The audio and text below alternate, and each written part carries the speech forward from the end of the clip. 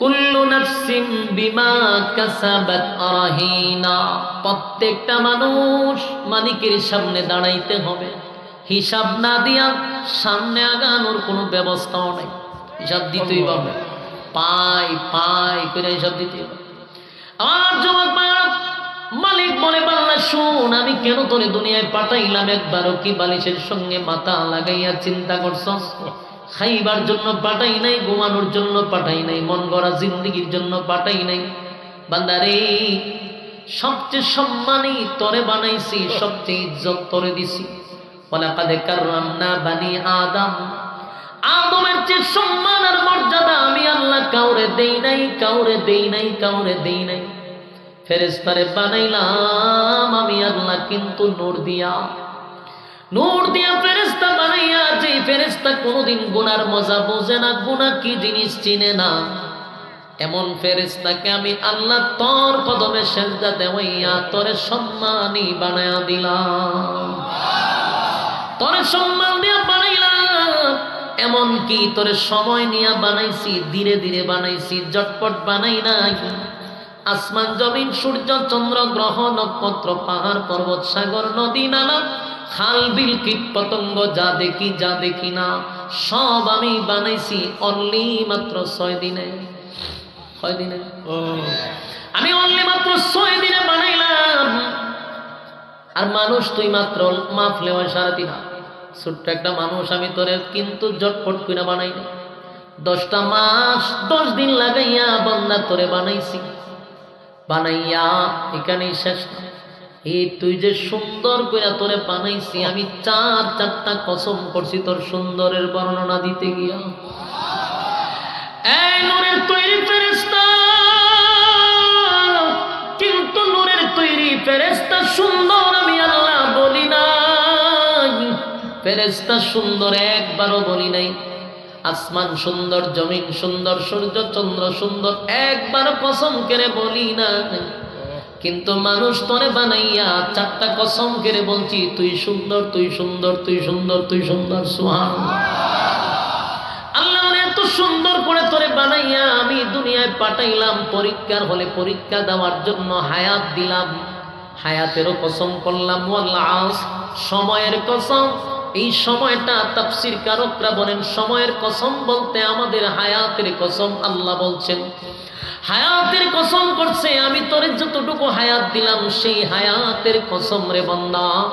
হায়াতের কসম করে বলি আমি আল্লাহ বলছি, ওয়াল আস সময়ের কসম, ইন্নাল ইনসানা লাফি খুসর।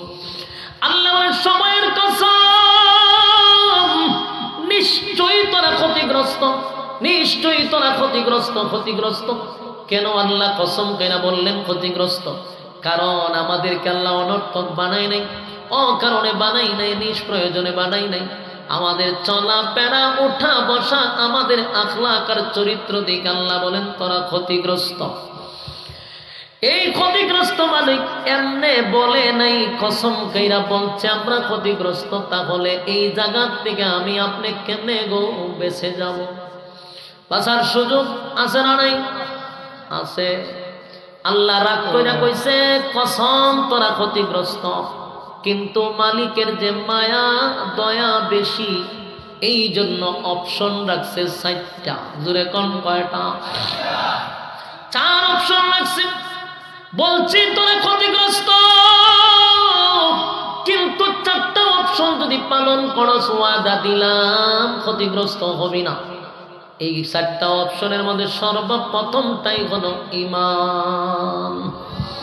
ইল্লাল্লাযীনা আমানু, 1 নাম্বার ঈমান। ঈমান ঈমান ঈমান এমন একটা জিনিস, ক্যান্সারের আনসার আছে কিন্তু ঈমান হারা হইলে আর কোনো আনসার নাই, ডাইরেক্ট শেষ। এই জন্য ঈমানের ব্যাপারে গুরুত্ব দিতে হবে। ঈমান বড়, সবচেয়ে বড় একটা দৌলত, সবচেয়ে বড় নিয়ামত। এটা যদি কেউ একবার হারায় আর কোনো উপায় থাকবে না, বাঁচার কোনো সিস্টেম নাই।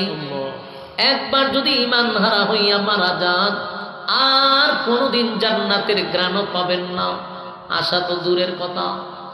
এই জন্য আল্লাহ সর্বপ্রথম নাম্বার 1-এ রাখছে ঈমান।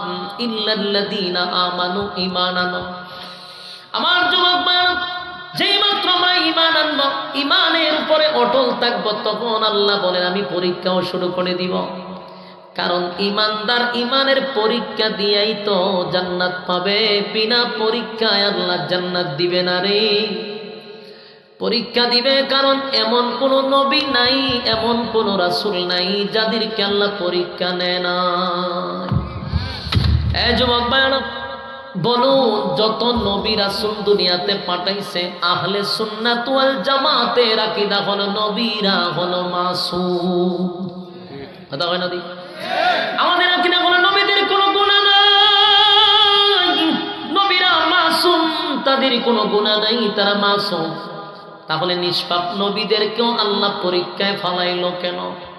উম্মতেরা রে, এই কথাগুলি বালিশের সঙ্গে মাথা লাগাইয়া চিন্তা করা দরকার, বারবার চিন্তা করা দরকার। যেই নবীদের গুনাহ নাই, গুনাহ নাই, কিন্তু তারা পরীক্ষা দিছে, পরীক্ষা ছাড়া একজন নবীর আল্লাহ ছেড়ে দেয় না। কোন নবীর আল্লাহ ধনী বানাইয়া পরীক্ষা করছে, কোন নবীর আল্লাহ গরিব বানাইয়া পরীক্ষা করছে, কোন নবীরে আমার আল্লাহ কিন্তু মাছের পেটের ভিতরে রাইখা পরীক্ষা করছে, কোন নবীরে জেলখানায় ঢুকাইয়া পরীক্ষা করছে, কোন নবীরে আগুনে ফালাইয়া পরীক্ষা করছে।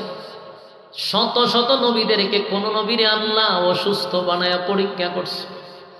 কোন নবীরে পরীক্ষা ছাড়া মালিক ছেড়ে দেয় না।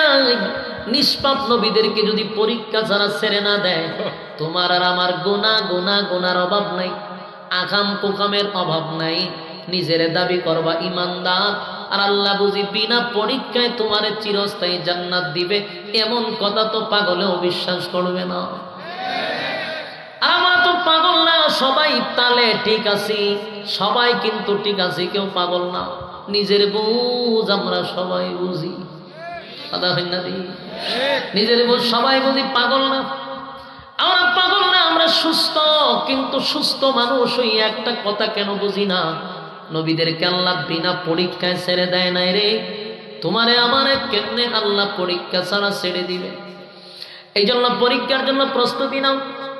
সময় কিন্তু কম, পরীক্ষার হলে বেশি সময় দেয় না, বেশি সময় দেয় না। পরীক্ষার হলে সময় থাকে বড় কম। এই জন্য পরীক্ষার হলে প্রশ্ন পাওয়ার সাথে সাথেই লিখতে শুরু করে দেওয়া, কারণ কোন সময় কাগজ টান দিয়ে নিয়ে যাবে এটার কোনো নিশ্চয়তা নাই।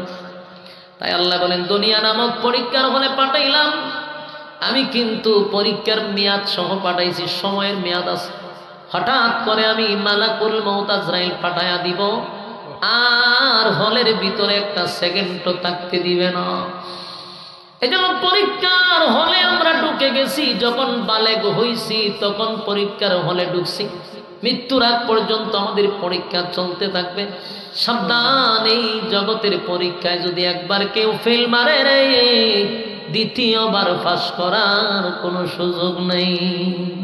কথা হয় না?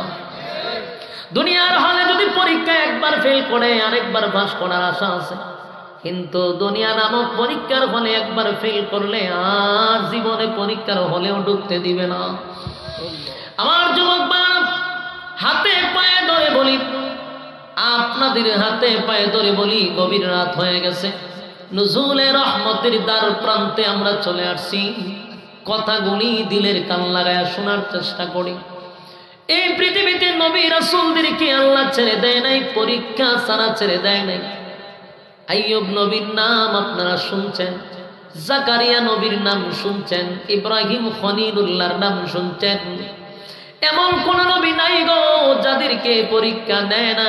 ইব্রাহিম খলিলুল্লাহর আল্লাহ কতবার পরীক্ষা করছে, সব পরীক্ষায় ফার্স্ট ডিভিশনে পাস করছে। সুবহানাল্লাহ।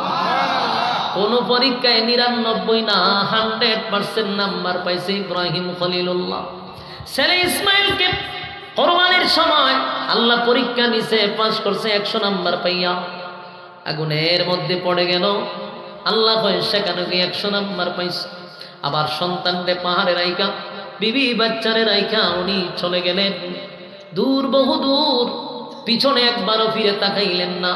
দুধের বাচ্চা, মা এবং শিশু বাচ্চাকে দুইজনকে এক জায়গায় রেখে, যেখানে পানি নাই, কোনো ধরনের খাবারের ব্যবস্থা নাই, নির্জন একটা জায়গায় রেখে আল্লাহ হুকুম দিছে, ইব্রাহিম রে চলে যাও দূর বহু দূরে। পিছনের দিকে একবারও তাকাইল না। সেখানে ইব্রাহিম খলিলুল্লাহ পরীক্ষায় পাশ হয়ে গেল। এই জন্যই আল্লাহ লকব দিছে খলিলুল্লাহ, আল্লাহর বন্ধু। পরীক্ষায় পাশ করছে।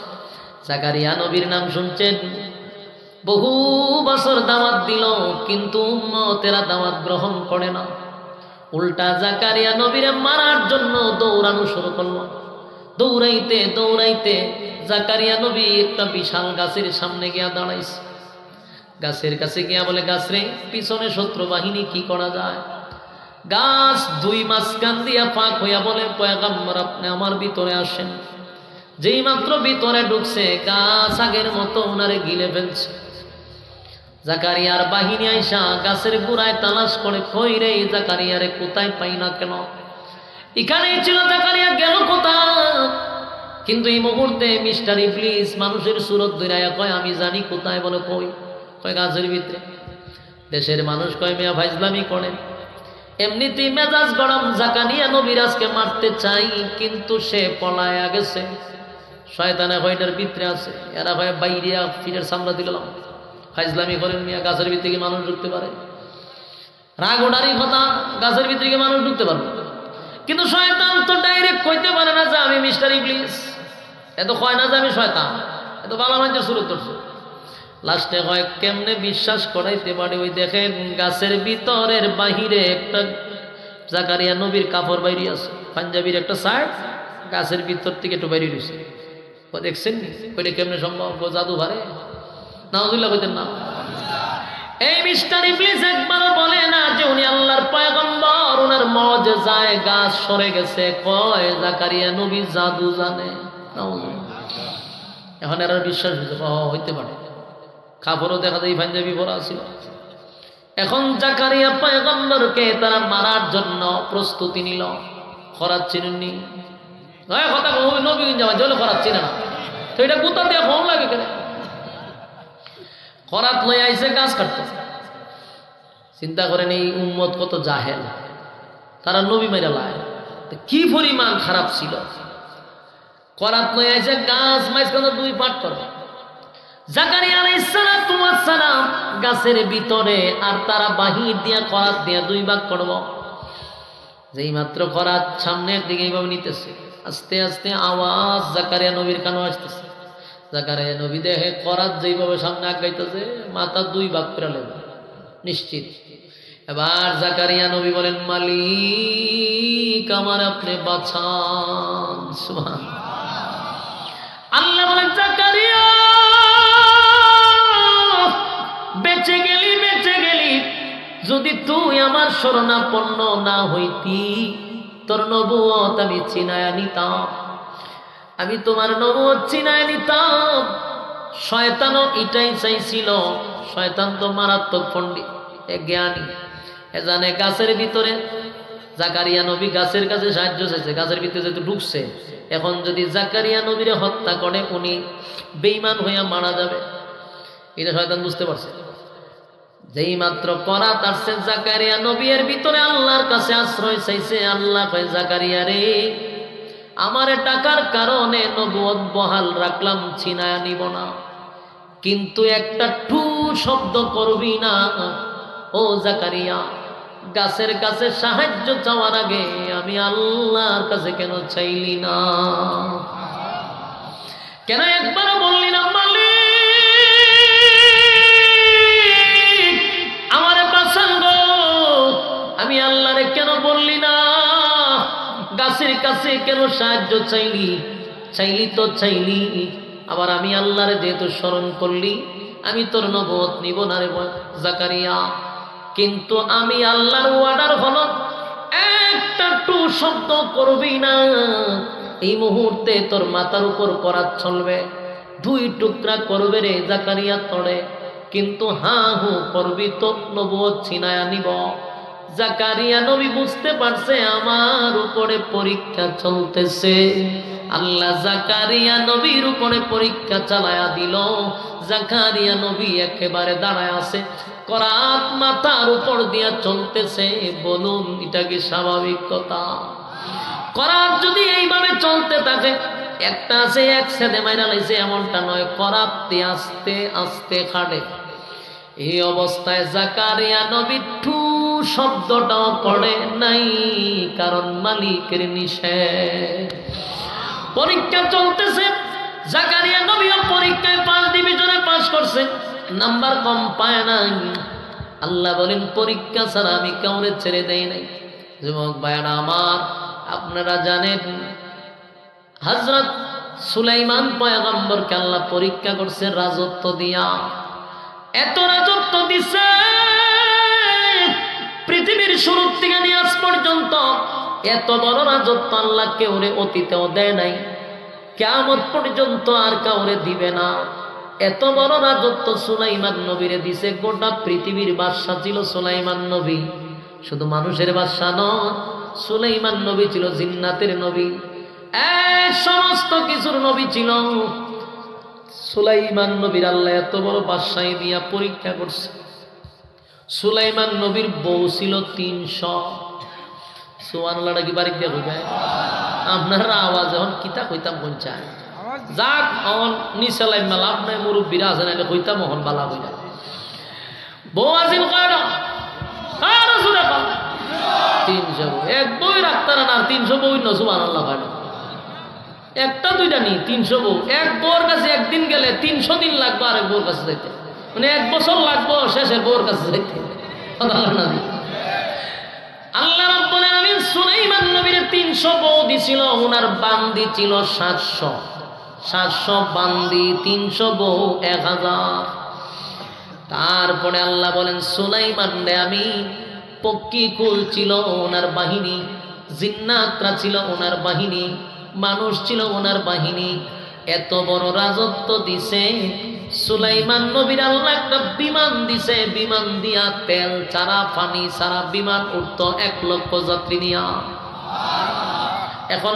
উন্নতির যুগ 2024 সাল এই 2024 সালে উন্নত যুগে আজ পর্যন্ত 10,000 যাত্রী ধরে এমন কোন বিমান পৃথিবীতে আবিষ্কার হয় নাই 10,000 যাত্রী ধরবে এমন বিমান এখন আবিষ্কার করতে পারে নাই উন্নতি যুগে আর হাজার হাজার বছর আগে আল্লাহ সুলাইমান নবীর যে বিমান দিয়েছে এটার মধ্যে 1 লক্ষ যাত্রী ধরত তেল পানি ছাড়া এটা আকাশে উঠত যে কোনো জায়গায় ল্যান্ড করত কোনো ধরনের এয়ারপোর্টের দরকার ছিল না আল্লাহ রাব্বুল আলামিন সেই সুলাইমান নবীর এত বড় রাজত্ব দেওয়ার পরেও সুলাইমান একটা সেকেন্ডের জন্য আমার মালিক রে ভুলে নাই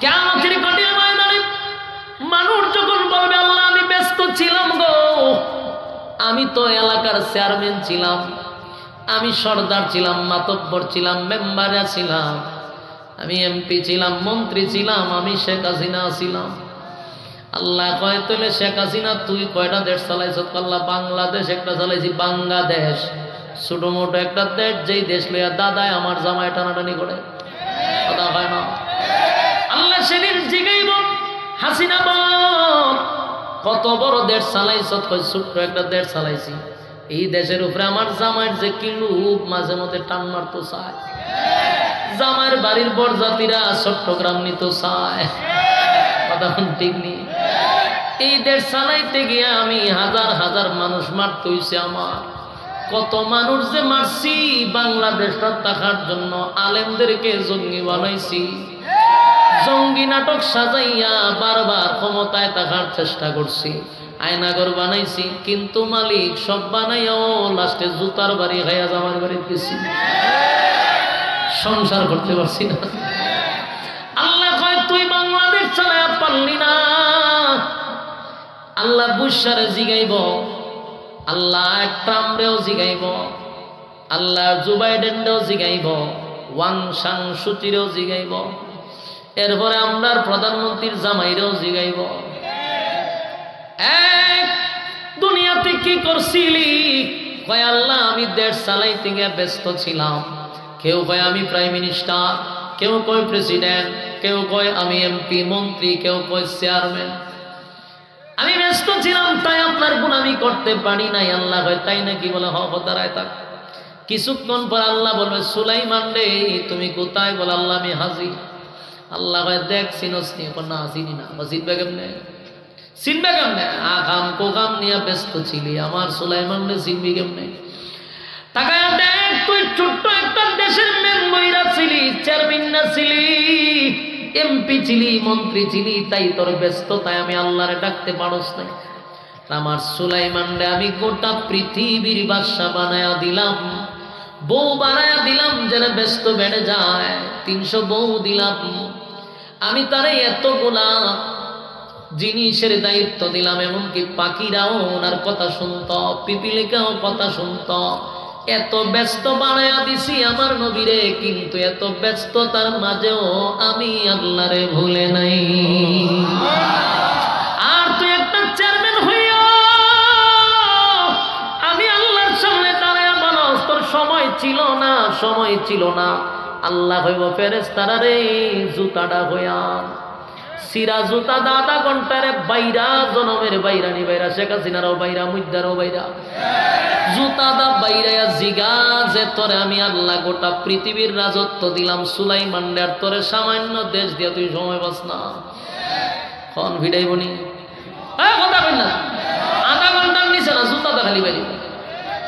আল্লাহ বলেন জুতা দা বাইরাইয়া জিগাইব কেন তুই সময় দিতে পারলি না? অথচ তাকায়া দেখো মোবাইলে ঘন্টার পর ঘন্টা সময় দেয়, ফেসবুকে সময় দেয়, ইউটিউবে সময় দেয়, বিপিএল খেলা হইলে ঘন্টার পর ঘন্টা সময় দেয়, আইপিএল খেলা হইলে ঘন্টার পর ঘন্টা সময় দেয়, বন্ধু বান্ধবের আড্ডায় সময় দেয়, বান্ধবীর কাছে সময় দেয়, রাস্তাঘাটে সময় দেয়।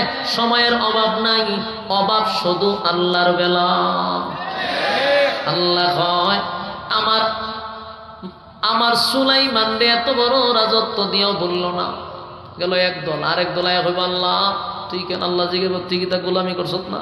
কয় আল্লাহ আমার জ্বর আছে, আমার শরীরটা বড় দুর্বল, আমি দাঁড়াইলে মাথা ঘোরায়, আমার পেট ঘোরায়, আমি নিঃশক্তি, আমি মাথা ঘুরতে ঘুরে যাই, এর লিগে আমি নামাজ পড়তে পারছি না। আল্লাহ আমি আপনার গোলামি করতে পারছি না। আল্লাহ খালি তা করিস না। আল্লাহ বলবে আইয়ুব কোথায় রে? আইয়ুব নবীরে ডাক দেয়া হইব চিনচত নেই, না চিনবে কেমনে? দুর্নীতিবাজ কেমনে চিনবি? উনি হলো আইয়ুব নবী। তোর ফেটে ঘোরায়, তোর মাথা ঘোরায়, তুই দাঁড়ায় উঠতে পারো না, সুগন্ধরীয় জায়গা, এই অজুহাতের নামাজ পড়লি না, এবাদত করলি না, আমি আল্লাহরে ডাকলি না। আর আমার আইয়ুব নবী একদিন নয়, 2 দিন নয়, 80 বছর 18 বছর পর্যন্ত আমার আইয়ুব নবী বিছনা থেকে উঠতে পারে নাই। আমার আইয়ুব রে আমি দেশের বাদশা বানাইছি। আইয়ুব নবী ছিল দেশের বাদশা গো, ধন সম্পদ আল্লাহ এই পরিমাণ দিছিল আইয়ুব নবীরে, এত পরিমাণ ধন সম্পদ দিছিল, রাজকীয় হালতে আইয়ুব নবী ছিল, কিন্তু এরপর আল্লাহরে ভুলে নাই। একদিন আল্লাহ বলেন ফেরেশতাদেরকে দেখছো নি আমার আইয়ুব আমারে ভুলে না। এই কথা শুনছে শয়তানে, ইবলিসে শুনছে, ইবলিসে শুননা কয় আল্লাহ সুখে আছে তো এই জন্য আপনারে ভুলে না, যদি কষ্টে থাকতো অবশ্যই আপনারে ভুলা যাইত। আল্লাহ কয় ভাই দামি কম করে কয়, তুই তো শয়তানের খারাজিল গিরে আমি জানি, তুই কোনো সময় আমার বান্দাদেরকে সহ্য করতে পারছ না।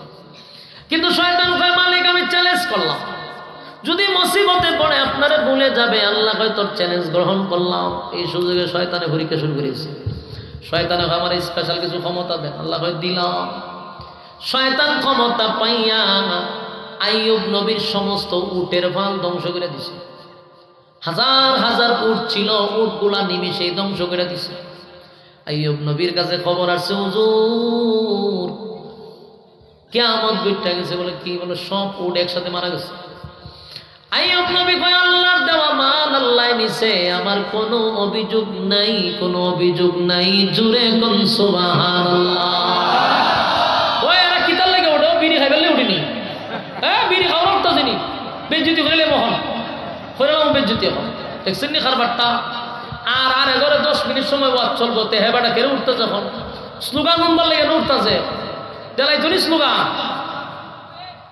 যাক 2 কামের লেগে যাইতে পারবো এর উপরে যাইতে পারতো না যাও একজন যাওয়ার দিকে উনি কি বিড়ি খায় না প্রস্রাব করে না বাথরুম করে যেটা এটা তো করতেইব আর নাহলে স্লোগান শুরু হয়ে যাবো না কেন সুন্দর মতো আমরা রেডি থাকেন বেজ্জতি করবার লেগে ওয়াদা করছে যাইতো না এখন উঠে গেলে না সাইরা দিতাম আমি বুঝছি আপনারা সিগন্যাল দিয়ে রুজু সাইরা দিন আর 10টা মিনিট পেছন চালাইতাম কিন্তু এরা লড়া চড়া লেগে ভালো লাগতেছে না বইয়া যান তাহলে আপনারা যে উঠে ঠান্ডা পাইলিবেন রাজি আসুননি উঠবার ঠান্ডা পাইলিবেন বলে উঠা উঠি নাই ফুলা খান উঠলে টাফাটা নিচু ধরে রাখবেন খালি নাকটা খোলা রাখবেন যাতে শ্বাস যায় মাইরেন না একবার টাফাটা দইরা সিফাটা ধরে রাখবেন যাতে না লড়তে পারে ওই শয়তানের লাড়াছাড়া করে ছুটু ডিরে এসে হ্যাঁ মনোযোগ দেন বলো আইয়ুব নবীরে বিশাল উটের ফাল দিছে উটের ফাল শয়তান মেরে লিছে মারছে পরে বাপসা আইয়ুব নবী বুঝে হাই উতাস করবো আইয়ুব নবী কয় আল্লাহ দিছে আল্লাহ নিছে মাঝখানে অভিযোগ কিসের সুবহানাল্লাহ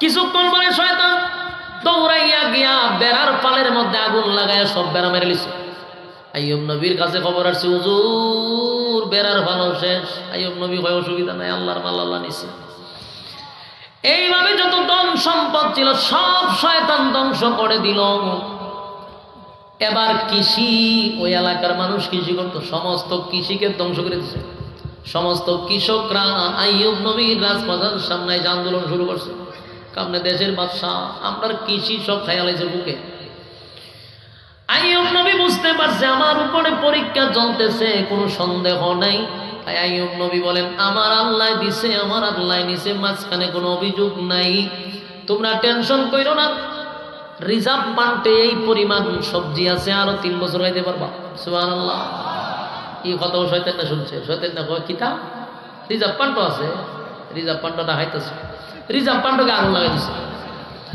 সমস্ত রিজার্ভ পান্ট ধ্বংস করে দিছে হায় হায় দেশের মানুষ না খাইয়া দুর্ভিক্ষে পড়ে গেছে ঘটনা কি রে ঘটনা কি আইয়ুব নবী বুঝতে পারছে ঘটনা ভিন্ন দিকে মোড় দিছে কিছুদিন যেতে না যেতে আইয়ুব নবীর প্রায় 14 জন না 7 জন ছেলে আজি একসাথে মেরে লিছে চিন্তা করছে ছেলেগুলো 7 জন মেরে লিছে মুহূর্তের ভিতরে দুর্ভিক্ষ শুরু হয়ে গেল অথচ দেশের বাদশা ছিল এরপরে যখন আইয়ুব নবী আল্লাহর শুকরিয়া খালি শুকরিয়া আদায় করে এরপরে শয়তান না ভাই আল্লাহ মালের উপরে দানিলাম সব কিছু করলাম কিন্তু আপনার বন্দা তো নরম হয় না আর আমিও তো সহজে ছাইরা দিতে রাজি না উনি শরীরের মধ্যে এই শয়তান না বাতাস লাগাই দিছে বাতাস লাগে শরীর গেছে বুঝলেন অসুস্থ শুরু হইল এমন এক অসুস্থ হওয়া শুরু হয়েছে আইয়ুব নবীর বউ ছিল 3 জন জোরে কোন কয়জন 3 জন বউয়ের মধ্যে 2 জন বউ আইয়ুব নবীর ছাইরা চলে গেছে কয় না তখন যেত না কারণ সব বউ কি একরকম কিছু বউ আছে আপনার টাকা আছে পয়সা আছে সম্মান আছে আপনার সাথে আছে আবার আপনার যখন কামাই রোজগার নাই অবস্থা বালানা ভালোবাসা জানালা দিয়া টাটা দেখায় যায় বাই বাই বালাতা কত হয় আমি তো বালানা কত তুই জানা তাহলে মানে বলে জিজ্ঞে তুই ওমা আমার টাকা নাই রোজগার ঘুরে খাওয়াই তারা না হলে বাই বাই দেখা এরকম মহিলা আছে না নাই 2 জন চলে গেল আইয়ুব নবী অসুস্থ হয়ে গেল কিন্তু একজন বিবি যখন যায় না আইয়ুব নবী জিগায় রহিমা গো 2 জন বিবি আমার কাছ থেকে বিদায় নিয়ে চলে গেছে বিবি তুমি কেন গেলা না তুমি কেন যাও না আমার অবস্থা তো এখন ভালো না আমি এখন রাস্তার ফকির আমার শরীর অসুস্থ আমার শরীরের কন্ডিশন ভালো না ভয়ানক অসুস্থ হয়ে গেছি তুমি কেন আমার পাশে রইলা কিতারে ভাই কি শুরু করলো অত্যন্ত ভালোই চলছে ওই লাল ভাই নবীটা কিতা শুরু করছে বেচারা সাইনবোর্ড লাগাইয়া কষ্ট ধ্বংস করে নিল সাইনবোর্ড লাগাইয়া কিতাব বুঝাইতে চাই যে আমরা অনেক কিছু আচ্ছা বোঝান তোমরা ভলান্টিয়ার তোমরা করবা সাইডে দেখা এটা লাগাই আমার দেখায় হতাম ঘরে ঘরে আমি বুঝতাম যে অনেক কিছু একটা প্রশাসনের লোক গন্ডগোলটা লাগাইতেছে হ্যাঁ মনোযোগ দেওয়ার কথাগুলি শুনেন, আইয়ুব নবীর বউ ছিল কয়টা? আরো জোরে গেল কয়জন? রইল কয়জন?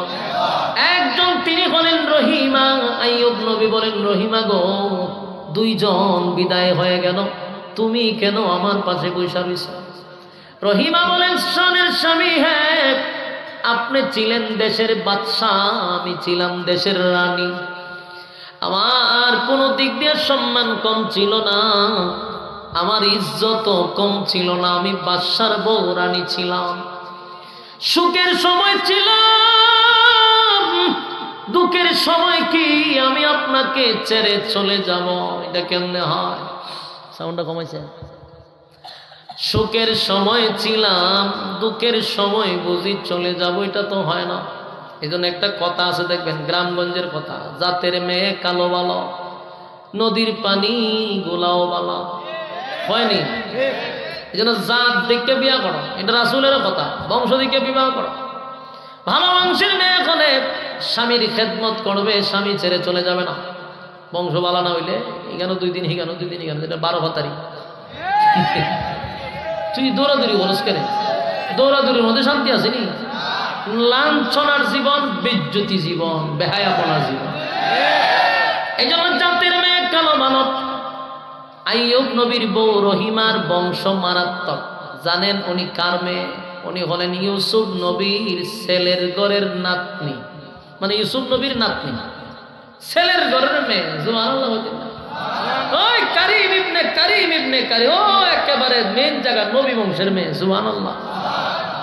এই জন্য বিবি রহিমা আইয়ুব নবীকে ছেড়ে যায় না, বলে, প্রাণের স্বামী, সুখের সময় ছিলাম, দুঃখের সময় থাকবো, লড়বো না। একদিন 2 দিন নয় রে, 18 বছর আইয়ুব নবীর সাথে ছিল জঙ্গলে। এলাকায় থাকতে দেয় না, জঙ্গলে গিয়া বসবাস করছে। এই পরিস্থিতিতে রহিমা নিজের স্বামীরে মানুষের বাড়িতে কাজ করে খাওয়াইছে, তারপরেও স্বামী ছেড়ে যায় নাই। 18 বছর পর্যন্ত আইয়ুব আলাইহিস সালামকে আল্লাহ অসুস্থ বানায়া রাখছে, কিন্তু একটা সেকেন্ডের জন্য আইয়ুব নবী আমার মালিক রে ভুলে নাই। একটা সময় আল্লাহ বলেন, ফেরেশতারা রে, আমার আইয়ুব বহু সুখে শান্তিতে ছিল, বাদশা বানায়া রাখছিলাম, ফকির বানাইলাম। 18 বছর আইয়ুব রে আমি কষ্ট দিলাম, রোগে আক্রান্ত করে, মানুষ কাছে দাঁড়ে আসে নাই, জঙ্গলে ছিল। কিন্তু তাকায়া দেখছো আমার আইয়ুব, আমি আল্লাহ রে ভুলে নাই। আমার আইয়ুব পরীক্ষায় 1st ডিভিশনে পাস করছে। আইয়ুব নবীর আল্লাহ কয়, জিব্রাইলে পাঠাইয়া বলে, ও জিব্রাইল, আইয়ুব নবীরে কও তার ফাও দিয়া লারা দিত, মাটি হা দিয়া লারা দিছে, পানি বাই দিছে, ওইটা মধ্যে গোসল করো। গোসল করছে, আগের থেকে আরো সুন্দর হয়ে গেছে। আগের থেকে সুটাম দেহের অধিকারী, আগের থেকে সুন্দর। রহিমারে লইয়া রাজত্বে ফিরে গেছে, আবার আল্লাহ ধন সম্পদ সবাই উপরে ফিরাইয়া দিছে। সুবহানাল্লাহ। আমার যুবক ভাইরা, যেই কথাটা আমি আপনাদেরকে বুঝাইতে চাইছিলাম, এটা হলো পরীক্ষা ছাড়া আল্লাহ কাউরে ছেড়ে দিবে না। প্রত্যেকটা মানুষ এই ক্ষণস্থায়ী দুনিয়াতে পরীক্ষার সম্মুখীন হতে হবে। পরীক্ষায় যদি উত্তীর্ণ না হতে পারো, চিরস্থায়ী জান্নাত কিন্তু পাওয়া যাবে না। আর জান্নাতে যাইতে গেলে সর্বপ্রথম শর্ত হলো ইল্লাল্লাযীনা আমানু ওয়া আমিলুস সালিহাত। 1 নাম্বার ঈমান, 2 নাম্বার নেক আমল। কথা হয় না? 1 নাম্বার ঈমান, 2 নাম্বার হলো নেক আমল। এই যে আজকের মাহফিলে আপনারা আসছেন, প্রচন্ড ঠান্ডা, কুয়াশা, এই ঠান্ডার মধ্যে কত মানুষ গ্যাস গিয়া দেখেন আরামের বিছানা নিয়ে শুয়ে আছে, কিন্তু আপনারা প্রচন্ড ঠান্ডার মধ্যে আরামের বিছানা রেখে নরমাল বিছানাতে বসে আছেন। প্রচন্ড ঠান্ডার মধ্যে অপেক্ষা করে কোরআনের কথা শোনার জন্য বসে আছেন। আল্লাহ বলে, ফেরেশতারা রে, কেন তারা এখানে বসে রইছে? আল্লাহ জান্নাত জাহান্নামের বয়ান শুনতেছে। জান্নাত পাওয়ার আশা, জাহান্নাম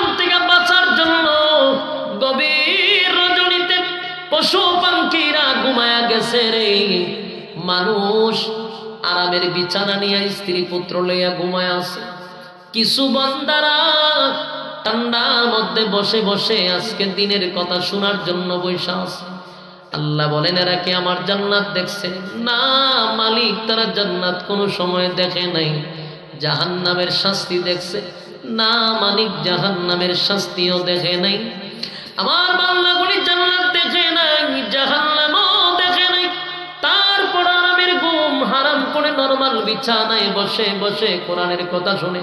ফেরেশতারা রে, ওয়াদা দিলাম মোনাজাতে যদি তওবা করে আমি আমার বান্দার জিন্দেগির গুনাহ মাফ করে দিব। একটা জবান বন্ধ রাখবেন না, জোরে কোন আল্লাহু আকবার।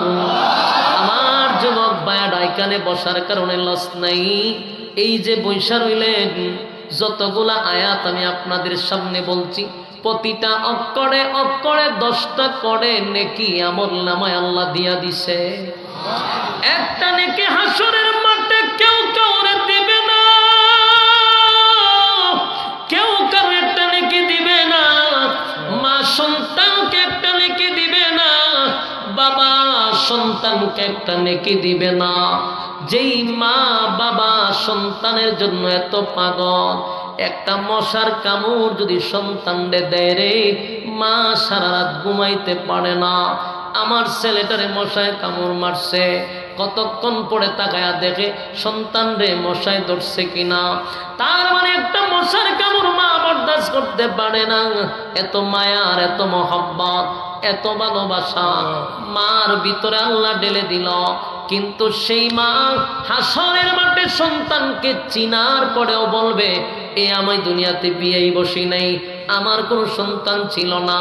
তার একটা কারণ হলো, সন্তানদের চিনার পরে পরিচয় দিলে যদি সন্তান আমার কাছে নেকি চায়, এই জন্য মা পরিচয় দেয় না, বাবা সন্তানের পরিচয় দিবে না। ইয়াউমা ইয়াফিরুল মারউ মিন আখিহি ওয়া উম্মিহি ওয়া আবি ওয়া সাহিবাতিহি ওয়া বানি। কিয়ামতের ময়দানে কেউ কারো হবে না, কেউ কারো হবে না। মা পরিচয় দিবে না, স্বামী তার স্ত্রীকে পরিচয় দিবে না। যেই বউয়ের জন্য মা বাবাকে বৃদ্ধাশ্রমে রাখলা, যেই বউয়ের জন্য মা বাবাকে গ্রামে রাইকা তুমি বউ লইয়া শহরে থাকলা, স্পেশাল প্লাডে তাইকা বউ নিয়ে আনন্দ ফুর্তি করলা, বউরে খুশি করার জন্য গয়না কিনে দিলা, 20,000 টাকার শাড়ি কিনা দিলা, বউয়ের নামে অ্যাকাউন্ট করলা, বউরের টাকা পয়সা দিয়া রাখলা। অথচ সেই বউ হাসরের মাঠে বলবে, দুনিয়াতে আমার কোনো স্বামী ছিল না। সেদিন আফসোস করে বলবে, প্রাণের বিবি তোমার নামে অ্যাকাউন্ট করছি, তোমার অ্যাকাউন্টে টাকা পাঠাইছি, এত মহব্বত করলাম, আজকে কঠিন মুসিবতে একটা নেকি দাও, আমি জান্নাতে চলে যাই। কেউ আপনাকে নেকি দিবে না। তাই যুবক ভাইয়েরা, শেষ কথা হলো, আল্লাহ বলেন, ইন্নাল্লাযীনা আমানু ওয়া আমিলুস সালিহাতি কানাত লাহুম জান্নাতুল ফিরদাউসি নুজুলা। যদি তোমরা ঈমান আনো এবং সৎ কাজ করো, আমি মালিক ওয়াদা দিলাম তোমাদেরকে জান্নাতের মেহমান বানাবো। জান্নাতের মেহমান হইতে গেলে 1 নম্বর শর্ত হলো ঈমান, 2 নম্বর হলো নেক আমল। আল্লাহ বলেন, এই ঈমান আর নেক আমলের পরীক্ষা হবে ক্ষণস্থায়ী দুনিয়ায়। যেই দুনিয়াটা হলো ক্ষণস্থায়ী, চিরস্থায়ী না। কিছুদিনের জন্য আল্লাহ দুনিয়া বানাইছেন, এই ক্ষণস্থায়ী দুনিয়ায় পরীক্ষা দিবা। পরীক্ষায় উত্তীর্ণ হইলে পরে আল্লাহ বলেন, চিরস্থায়ী জান্নাত তোমাদের জন্য বরাদ্দ। তবে শর্ত হলো, ক্ষণস্থায়ী দুনিয়ায় তোমাকে পরীক্ষায় পাশ করতে হবে। চিরস্থায়ী জান্নাত যদি পাইতে চাও, আপনাদেরকে বলি, জান্নাতে যাওয়ার জন্য 1 নম্বর শর্ত কি? ঈমান। জোরে করে না, 1ম শর্ত কি? 2 নম্বর নেক আমল, 3 নম্বর হক কথা, 4 নম্বর হলো ধৈর্য। এই 4টা কারণ যদি মাইনা চলতে পারি, আল্লাহ বলেন চিরস্থায়ী জান্নাত আমি বান্দাদেরকে দিব। কারা কারা পেতে চান হাত তুলে দেখায়া দিই। লিল্লাহে তাকবীর।